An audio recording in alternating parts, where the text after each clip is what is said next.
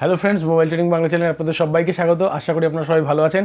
আজকে আপনারা কেমন কেমন ট্রেড নিয়েছেন সেটা কিন্তু অতি অবশ্যই আমাকে কমেন্টস করে জানাবেন।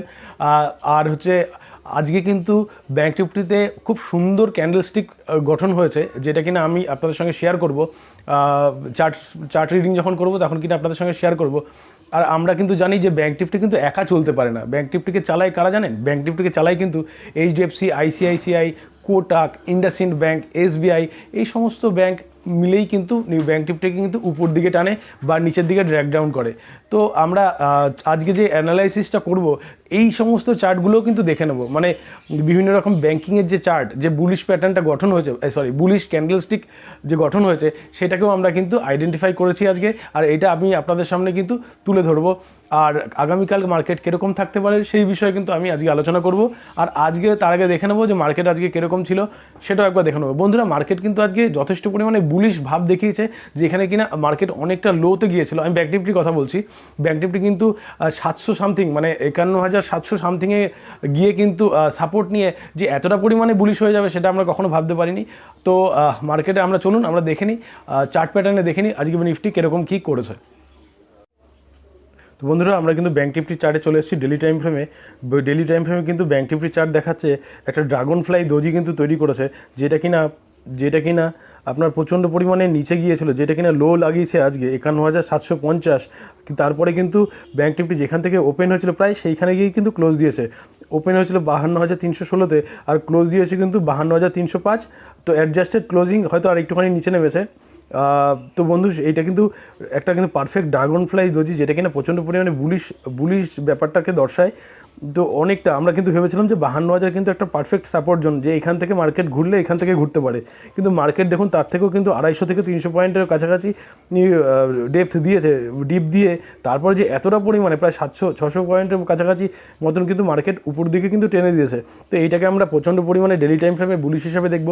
আমরা জানি বন্ধুরা, ব্যাংক নিফটি কিন্তু একা একা চলতে পারে না। ব্যাংক নিফটিকে চলতে সাহায্য করে অন্যান্য যে সমস্ত ব্যাংক, সেই সমস্ত ব্যাংকগুলোকে আমরা একটু দেখে নেবো তাদের ক্যান্ডেলস্টিকগুলো আজকে ডেলি টাইম ফ্রেমে কীরকম দেখিয়েছে। তো বন্ধুরা চলি, আমরা আগে বিভিন্ন রকমের ব্যাংকের প্যাটার্নগুলো দেখি। এইচডিএফসি ব্যাংকটাতে আমরা আগে চলে আসি। এইচডিএফসি ব্যাংকের চার্ট প্যাটার্নটা কী বলছে ডেলি টাইম ফ্রেমে দেখুন বন্ধুরা। এইচডিএফসি যে ব্যাংক রয়েছে না, এই এইচডিএফসি ব্যাংকটাও কিন্তু দেখুন সেম প্যাটার্ন করেছে। দেখুন সেম প্যাটার্ন এইচডিএফসি যে ব্যাংকটা আজকে ডেলি টাইম ফ্রেমে দেখুন, আজকে ডেলি টাইম ফ্রেমে কিন্তু সেম প্যাটার্ন বানিয়েছে। ব্যাংক নিফটিতে যেরকম প্যাটার্ন হচ্ছে ডেলি টাইম ফ্রেমে, ঠিক সেরকমই কিন্তু এইটাও কিন্তু সেম একটা বানিয়েছে। তার মানে কি, আমরা জানি যে ব্যাংক নিফটির ওয়েটেজ কিন্তু এইচডিএফসির কিন্তু ওয়েটেজ ব্যাংক নিফটিতে প্রচুর পরিমাণে এর ওয়েটেজ রয়েছে। তাই ব্যাংক নিফটিতে যদি কোনো মুভ আসে, এটা কিন্তু আসতে পারে এইচডিএফসির জন্যই কিন্তু আসতে পারে। তার মধ্যে দেখুন যে 50 EMA থেকে কিন্তু ব্যাংক নিফটি 50 EMA থেকে কিন্তু ব্যাংক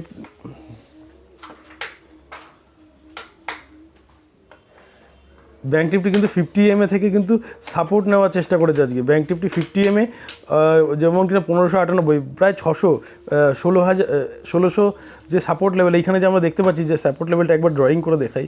একটা স্ট্রং যে সাপোর্ট লেভেল রয়েছে এখানে বন্ধুরা দেখুন,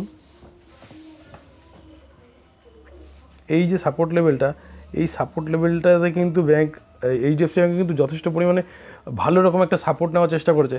এর নিচে গেলেই কিন্তু আমরা বিয়ারিশনেস দেখতে পারবো এই নিচে, অর্থাৎ যখন কিনা ডেলি টাইম ফ্রেমে এইচডিএফসি ব্যাংক 1601 বা 1600 নিচে যখন কিনা ট্রেড করতে থাকবে, তখন কিন্তু এটাকে আমরা পুরোপুরি বিয়ারিশ ভাবতে পারি। তো বন্ধুরা দেখে নিলাম আমরা এইচডিএফসি ব্যাংক এরকম কী করেছে। এবার আমরা চলুন অন্য ব্যাংক যেগুলো আছে সেগুলোকে ফটাফট দেখে নিই। আইসিআইসিআই ব্যাংকে চলে আসি। আইসিআইসিআই ব্যাংকে কীরকম চার্ট প্যাটার্ন গঠন হয়েছে, কীরকম ক্যান্ডেলস্টিক প্যাটার্ন হয়েছে দেখি। দেখুন এইটাতে কিন্তু একটা সুন্দর একটা, এইটাও কিন্তু নিচের দিকে গিয়েছে, তারপরে কিন্তু সেই আবার উপর দিকে গিয়ে কিন্তু ক্লোজ দিয়েছে। এটাকেও কিন্তু আমরা ভালো রকমই, মানে মোটামুটি একটা বুলিশ ক্যান্ডেল আমরা ধরতে পারি, যদিও এইটা অল টাইম হাইয়ের কাছাকাছি কিন্তু রয়েছে। তো বন্ধুরা দেখি অন্য ব্যাংকগুলোকে দেখি আমরা। আইসিআইসিআই গেল, এবার আমরা দেখব ইন্ডাসইন্ড ব্যাংকটাকে এবার দেখে নিচ্ছি। এরা সবাই মিলে কিন্তু ব্যাংক নিফটিকে কিন্তু উপর দিকে টানে। ব্যাংক নিফটির একার কিন্তু কোনো ক্ষমতা নেই উপর দিকে যাওয়ার। তো বন্ধুরা দেখি, ইন্ডাসইন্ড ব্যাংক কিন্তু বহু দিন ধরেই কিন্তু আমাদের নিচের দিকে কিন্তু ট্রেড করছে, বহু দিন ধরে নিচের দিকে ট্রেড করছে। ওয়ান ডে টাইম ফ্রেমে দেখুন একটা চ্যানেলের বাইরে কিন্তু ট্রেড করছে, কিন্তু দেখুন পরপর দুদিন কিন্তু পরপর দুদিন কিন্তু দেখুন বুলিশ একটা, এটা যদিও বিয়ারিশ হয়ে কিন্তু তারপর বুলিশ, মানে নিচের দিকে সেলাররা ট্রাই করেছিল নিচে নিয়ে যাওয়ার, কিন্তু সেখান থেকে কিন্তু বায়াররা স্ট্রং ছিল, যার জন্য কিনা সেটা তারা কী করেছে যে মার্কেটটাকে আরও উপর দিকে নিয়ে চলে গেছে। তো বন্ধুরা এটাকেও কিন্তু আমরা বলবো এটা দোজি ক্যান্ডেলের মতনই বলবো, আর এটা যথেষ্ট পরিমাণে বুলিশ ক্যান্ডেল। ঠিক তেমনি আমরা অন্য ব্যাংক আরও দু একটা ব্যাংক দেখে নিচ্ছি, দেখে নিই আমরা অ্যাক্সিস ব্যাংকটাকে দেখে নিচ্ছি। অ্যাক্সিস ব্যাংকের চার্ট প্যাটার্নটা কী বলছে,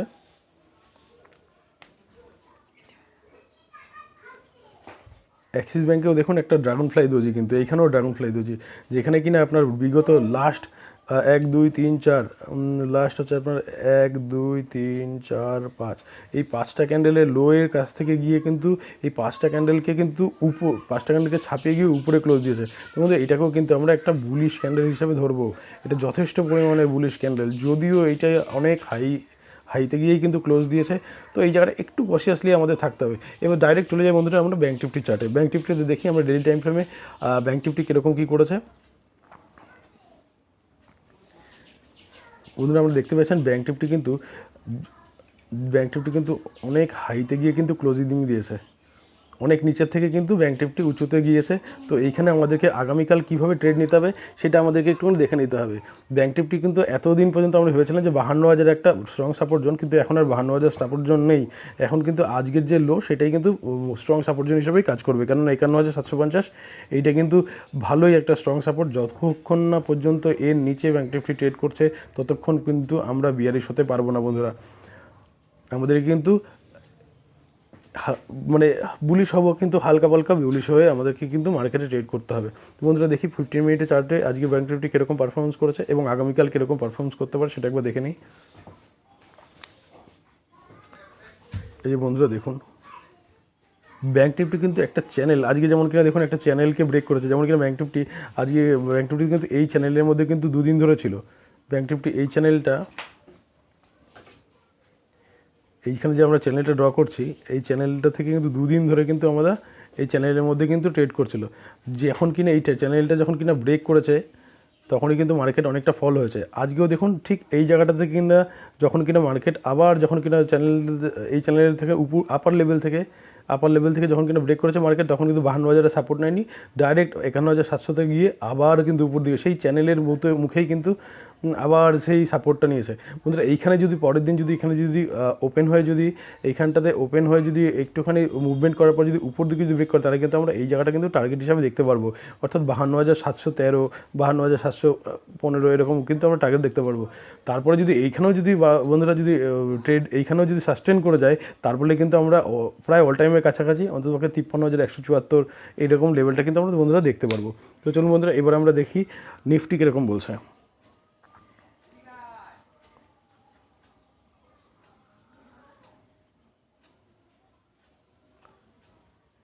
প্রথমে আমরা ডেলি টাইম ফ্রেমে নিফটিকে দেখি।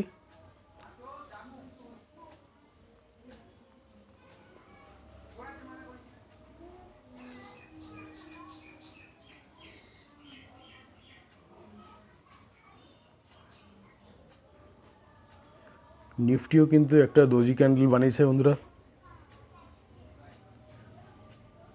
নিফটিও কিন্তু একটা ডেলি টাইম ফ্রেমে দোজি ক্যান্ডেল বানিয়েছে, এটাকে আমরা স্ট্রং ক্যান্ডেল হিসেবে দেখবো বন্ধুরা। এইখানটাতে নিফটিতে আমার মনে হয় না খুব একটা বেশি ট্রেড পাওয়া যাবে, যতক্ষণ না পর্যন্ত আমার মনে হয় নিফটি এই আগামী বাজেট পর্যন্ত না এই যে ক্যান্ডেলটা দেখতে পাচ্ছেন সেকেন্ড যে হাই, এটা মানে গতকালকে যে ক্যান্ডেলটা দেখতে পাচ্ছেন এর হাই আর লো এই যতক্ষণ না ব্রেক হচ্ছে ততক্ষণ পর্যন্ত খুব একটা ভালো ট্রেড আমরা পাবো না, মানে সেরকম র্যালির মতন কোনো ট্রেড পাবো না আমরা। তো বন্ধুরা আমাদেরকে কিন্তু একটু ওয়েট করতে হবে, যদি নিফটিতে আমাদের ট্রেড নিতে হয় একটু কনসিয়াসলি ট্রেড নিতে হবে। আচ্ছা আমরা 15 মিনিটে একবার দেখি কীরকম ছিল আজকে মার্কেট।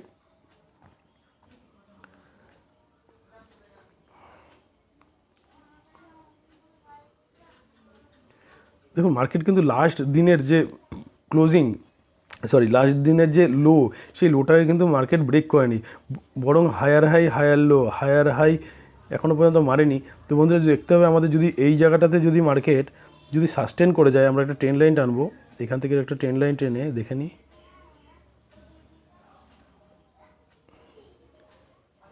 মার্কেট যদি এই জায়গাটাতে যদি ওপেন হয়, যদি এই জায়গাটাতে যদি ওপেন হয়ে থাকে আর কিছুক্ষণ যদি সাস্টেন করে যায়, তাহলে কিন্তু মার্কেট এত অবধি কিন্তু অ্যাপ্রোচ করতে পারে 24,460 পর্যন্ত।